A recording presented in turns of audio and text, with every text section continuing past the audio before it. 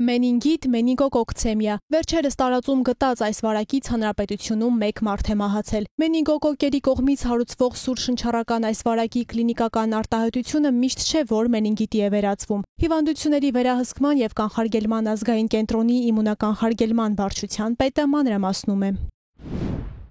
Կարող ենք ունենալ ինչպես թեթև ձևեր, օրինակ մարդը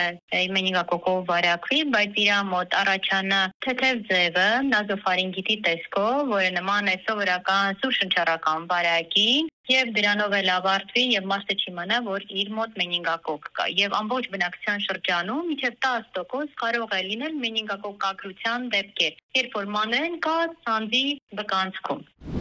Հիվանդությունը կարող է ծանր ընթանալ այն մարդկանց մոտ, ովքեր ունեն իմունային անբավարարություն, ուղեկցող կամ քրոնիկ հիվանդություններ։ Թիրախային խմբում հիմնականում մինչև 5 տարեկան եւ 65 տարեկանից բարձր անձինք են։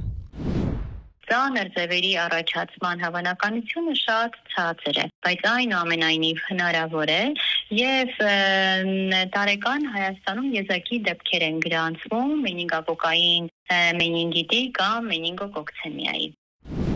Հիվանդությունը տարածվում է օդակաթիլային ճանապարհով։ Ախտանշանները կարող են լինել նույնը, ինչ շնչառական այլ վարակների դեպքում։ Հետևաբար կանխարգելիչ միջոցառումները պետք է իրականացվեն նույն կերպով։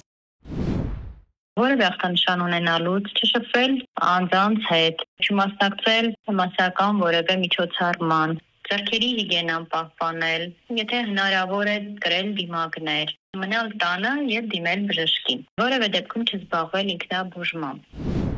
Սուր շնչառական վարակների սեզոնը բացվում է տարվա 40-րդ հոկտեմբերի առաջին շաբաթը։ Սվետլանա Գրիգորյանի խոսքով այդ շրջանում կարևոր է սեզոնային գրիպի կանխարգելումը համապատասխան պատվաստանյութի միջոցով։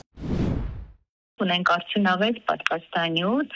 որը սեպտեմբերի 8-ից արդեն բաշխված է բոլոր պատվաստում իրականացնող բժշկական կազմակերպություններին եւ իրականացվում են պատվաստումներ սեզոնային գրիպի դեմ։ Սեզոնային գրիպի դեմ պատվաստումները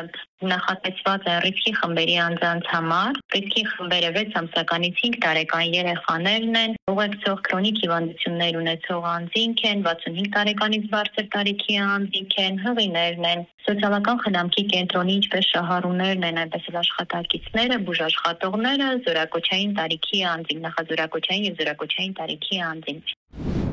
Այս տարի Հայաստանում մենինգոկոկային վարակի 6, նախորդ տարի 9 դեպք է գրանցվել։ Չնայած եզակի հանդիպելուն վարակից խուսափելու համար բժիշկները հորդորում են ինքնաբուժությամբ չզբաղվել եւ հետեւել կանխարգելիչ միջոցառումներին։